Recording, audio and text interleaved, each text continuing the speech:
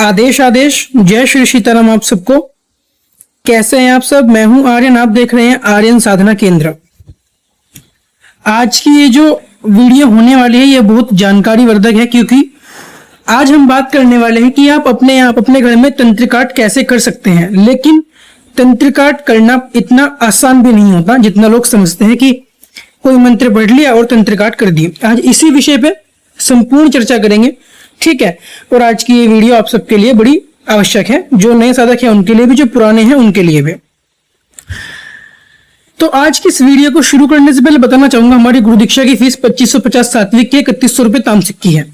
दीक्षा का पूर्ण विधान आपको डिस्क्रिप्शन में लिंक है, उसमें एक वीडियो का, उसे आप देख लीजिए। उसमें आपको समझ आ जाएगा कि तामसिक किस प्रकार से है। हमारे यहाँ किसी प्रकार की बलि भेंट पूजा नहीं होती है। हमारे यहाँ किसी प्रकार की अप्सरा, परी, प्रेत, मशान शमशान साधना नहीं करवाई जाती है। हमारा ये जो चैनल है ये गृहस्थ के लिए है, मतलब जो लोग गृहस्थ में रह के साधना करना चाहते हैं, जो लोग अपने घर में रह के ईश्वर को पाना चाहते हैं, उस ईश्वर के तत्व और शक्तियों को पाना चाहते हैं, ठीक है ना। क्योंकि मुख्यतः दो चीजें हैं, एक तो है दर्शन शास्त्र, एक है तंत्र शास्त्र, ठीक है। दर्शन शास्त्र में भाव प्रधानता है और तंत्र शास्त्र में क्रिया प्रधानता है, ठीक है। इसीलिए जो लोग तंत्र में करते हैं वो लोग भाव भाव मत चिल्लाएं कि भाव भाव भाव, हर चीज में भाव भाव नहीं भाई, ये गलती है। तंत्र में क्रिया प्रधान होती है, भाव बाद में होता है। दर्शन शास्त्र में भाव प्रधान है, क्रिया बाद में है, ठीक है ना। अगर तुम लोग कुछ पाना चाहते हो, अगर तुम्हारी कुछ डिमांड है, फिर तुम तंत्र में हो ना कि दर्शन शास्त्र में हो, ठीक है।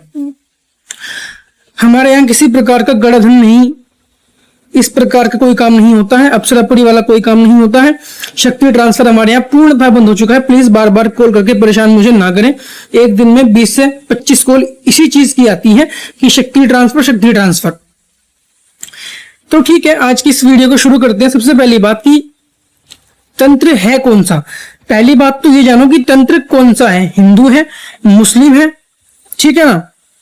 अगर हिंदू है तो हिंदू में तंत्र कौन सा है, सनातनी तंत्र है अगर तो कौन सा है, वाल्मीकि तंत्र है, ठीक है। या फिर जो भी अदर कास्ट है उनके हिसाब से अलग अलग तंत्र हमारे यहाँ बांटे गए हैं, ठीक है ना। तो वो वाला तंत्र है या फिर किसी और कास्ट का तंत्र है, क्योंकि वाल्मीकि तंत्र सबसे मतलब अच्छा माना जाता है, बड़ा मतलब कि परेशान कर देने वाला आदमी को, और बिल्कुल एंड तक की सीमा तक ले जाने वाला, मारण क्रिया वाला, जिसमें कि किसी प्रकार की कुछ खास क्रिया नहीं होती है। भोग दिए अपने देवताओं को, ठीक है, उनका भोग लेंगे देवता और फिर उस आदमी को खत्म। इसके बाद अगर मुस्लिम तंत्र है तो मुस्लिम तंत्र में तंत्र कौन सा है, शिफली इल्म है, काला इल्म है, ठीक है, कौन सा इल्म है। सबसे पहली बात, मुस्लिम तंत्र को हिंदू शक्ति कौन कौन सी काट सकती है। हर एक शक्ति हिंदू की, सनातन की काट सकती है मुस्लिम तंत्र को, लेकिन मुस्लिम में बहुत ही कम चीजें हैं जो कि सनातनी तंत्र को काट सके। अगर सनातनी तंत्र में महाभैरव का प्रयोग है या फिर क्रोध भैरव का प्रयोग है, ठीक है, मरघट की काली का प्रयोग है, तो इनके तो बाप की औकात नहीं कि काट दे। सच्चाई बात यह है कि मुस्लिम्स में इनकी काट नहीं होती है।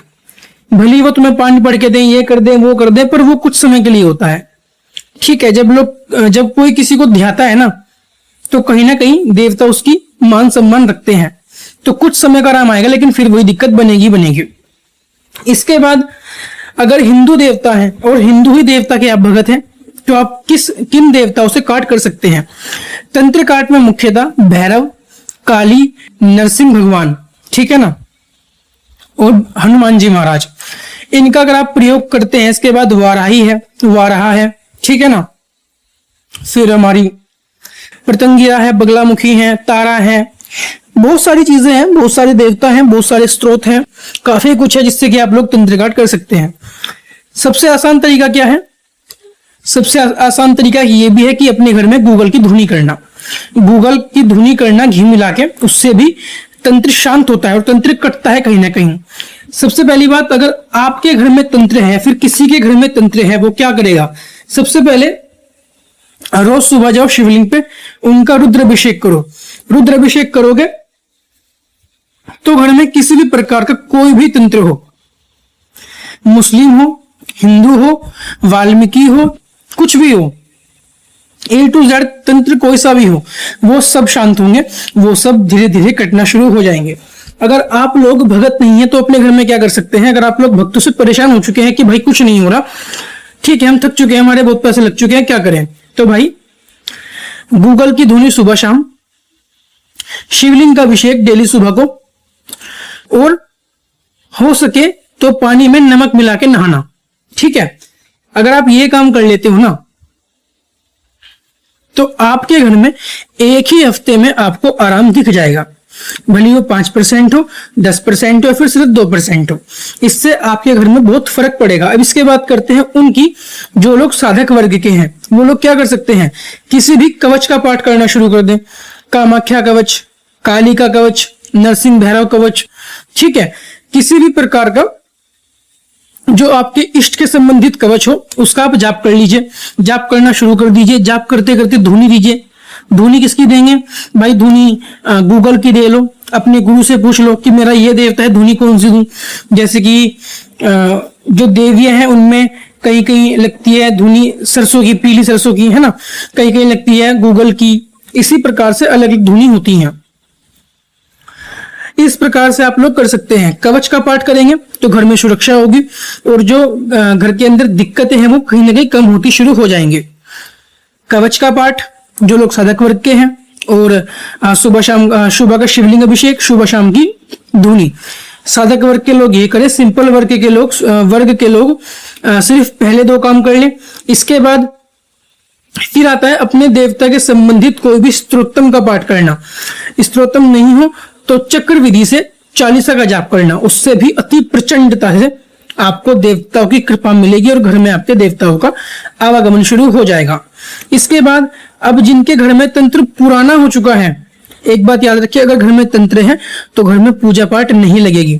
तो क्या करना है, पहले उस कवच को जगा लो किसी बाहर मंदिर में, जागृत हो जाए, सिद्ध हो जाए, उसके बाद अपने घर में प्रयोग करोगे तो 100% वो कार्य करेगा और नेगेटिविटी कटेगी। लेकिन अगर नेगेटिविटी घर में है पुरानी और तुम घर में ही कर रहे हो सारी पूजा पाठ, तो फिर तुम्हारी पूजा पाठ नहीं लगेगी। ये साफ सी बात है। पहले घर की गंदगी साफ करवाओ। घर की गंदगी जब साफ होगी तो घर में देवता अपने आप आके बैठेंगे। ठीक है ना। तो इस प्रकार से तंत्र काट आप लोग कर सकते हैं। इसके बाद नींबू का प्रयोग होता है तंत्र काट में, ठीक है, लेकिन वो चीज मैं यहां नहीं बोलूंगा क्योंकि YouTube के इतने महान लोग हैं कि मैंने आज कुछ बोला तो ये कल को कर लेंगे, इसीलिए। और दूसरी बात क्या है, अगर नींबू काटने में गलती हुई तो फिर अपने ऊपर भी दिक्कत आ जाती है, इसीलिए मैंने आपको सिर्फ सिंपल चीजें बताई हैं। आप ये 3 काम कर लीजिए। एक काम क्या करना है, अपने इष्ट के मंदिर जाना है हफ्ते में 1 बार, ठीक है ना।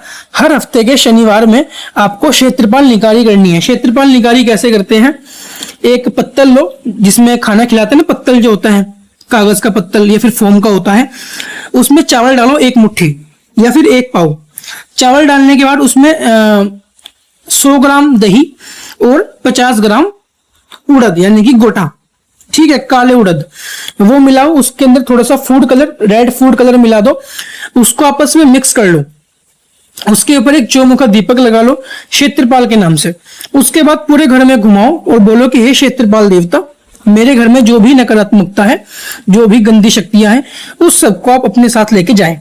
ये बोल के पूरे घर में घुमा के, सबके ऊपर से घुमा के 7-7 बार, और जो भी आपका नगर खेड़ा हो वहां पे आप रख लीजिए।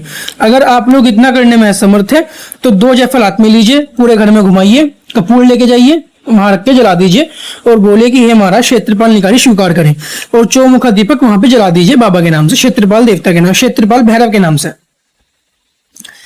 ये 4-5 अगर आप काम करते हैं तो आपके घर में तंत्र में बड़ी राहत मिलेगी आपको, मतलब बड़ी राहत मिलेगी, बहुत ज्यादा। आपके घर में तंत्र शांत होगा, घर के अंदर राहत मिलेगी, और आपकी जो पूजा पाठ नहीं लग रही थी वो धीरे धीरे घर में लगनी शुरू हो जाएगी। सो आई होप मैं आपको आज समझाने में काबिल रहा हूंगा कि आप घर में ही तंत्र काट का प्रोसेस शुरुआत कैसे कर सकते हैं। अगर आपको वीडियो पसंद आई हो तो प्लीज लाइक कीजिएगा, शेयर कीजिएगा और हमारे चैनल को भी सब्सक्राइब कीजिएगा। आज की वीडियो में सिर्फ इतना ही। आदेश आदेश, जय श्री सीताराम।